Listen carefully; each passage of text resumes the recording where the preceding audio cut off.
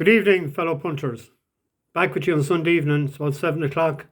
Not long home from Sligo. Just done a few notes. I had them picked out, but I had nothing done last night. Was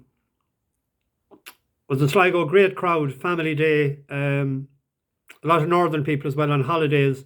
A lot of people from Donegal. Great busload from Max Bar in Ballyshannon. One of them spotted me when I landed in, and I told him about Carrillo and the first race in Fairy House. And like all shrewd Donegal people, it only takes you to tell one or two. And I met some of them after, and the whole busload. Now, I don't know what size the bus was, but they were from Max Bar in Ballyshannon. They were absolutely delighted. Shook hands with a lot of them afterwards, and a few hugs. There was Jerry Gormley and a few from the Corner House Bar in Ballymote as well were there. And the Hardens from the Innisfree pub in Ballygawley. And I asked one of them, are they involved, or Jerry used to have a horse there years ago, Innisfree, and I asked him, are you involved with Innisfree Beauty? And he said, I'm not. We didn't back it, and it won. I had three winners.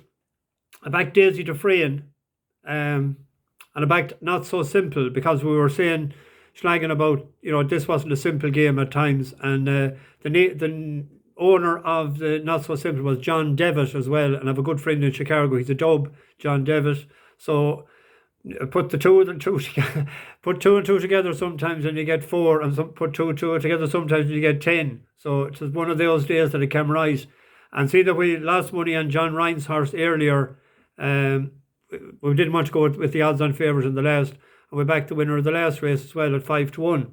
So and I backed Peckham Springs each way, because years ago when I was young, when I used to go racing with an old timer, and he used to always say the first horse box you see when you land at the races, back them.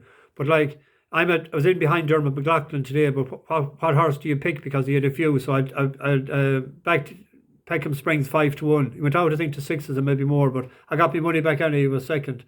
So a great day all around. There was a comments, and I wasn't sure what they were on about last night, left after the last video, and I mentioned something about my mindset. I totally don't understand what was the comments about, and a couple of people mentioned at the races today. I meant over something else was totally different that happened with the bus the other night. I got into a confrontation with a particular person I was a half an hour late picking up people, but I went to the wrong, there was two addresses to one name, and I went to the wrong one. I wasn't aware of what was being said about me or hinted at me or anything like that by another channel. And frankly, it's only hearsay now. I haven't listened to it or don't want to know it. That bus has sailed, or the bus has pulled out of that parking lot a long time ago. And I think it's pointless being like that as well. But when you suffer with a long-term illness, and when you inject yourself 3 mornings a week, you have far more to worry about than comments coming directed at you. But I don't listen to them, I don't watch them, and I won't be. And I won't be, it's only hearsay anyway. So hearsay, as you're told in court by a good judge, is inadmissible evidence. So I didn't hear it, I don't want to know.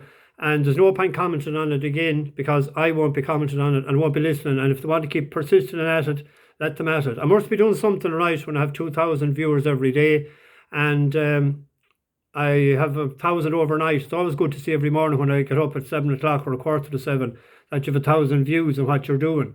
I'm just out for the small punter. I have no agenda and anything at all, only just to pass on knowledge and opinions about racing things to followers. I got into this because of my illness, and that's the reason I'm staying with it.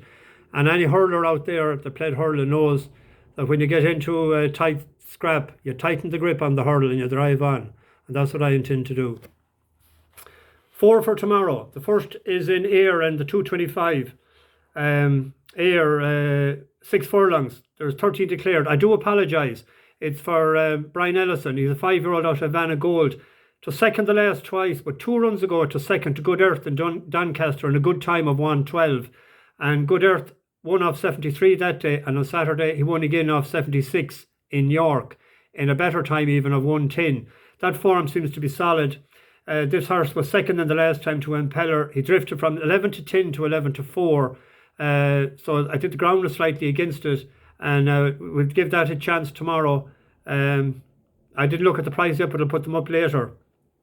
The 250 Kaasib, it's in a 5 furlong nursery, is rate 83 for Clive Cox. It was 12th in the Windsor Castle last time to Little Big Bear. Now, Wodeo, that was 8th, won a listed race since in Ireland for Donald O'Brien, and Silencer was 2nd in a race, and the horse that was 11th, actually, Ramazan, was won a race since.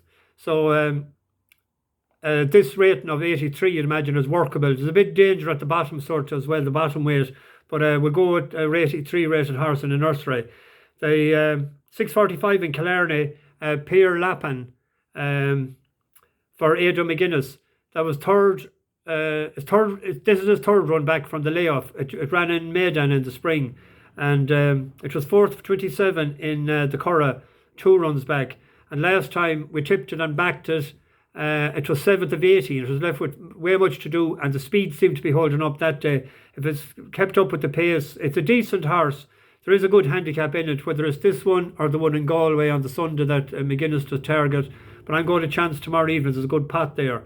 And then in Wolverhampton in the 625, there's I was thinking of our 2 chefs on the bus, Craig and Rob the Old Mongoose. There's a horse called Ham and Jam. It's for Ray Beckett, Hector Crouch. It's a 1.5 mile. It's a stay-in handicap. There was a good few pound for it the last day. It went in from, I think, to 11 to 4 into 11 to 10. But the ground beat it. It was good to soft. It's off 59. It should be competitive. There's before for tomorrow. Someone wants to do a lucky 15, 4 cross trebles and an accumulator, or back them singly. I'll leave them totally up to the intelligent bunch of punchers on the bus. I'll be back as maybe tomorrow evening. I had no look yet at what's going on Tuesday. If I fancy anything, I'll be back. I'm going for 3 pints now, so I'm going to bring this with me. I'm at the house, and when I get to the pub, it's in Strokestown, I'll hop it on the Wi-Fi and get it on fast. Bash the bookies. Over and out.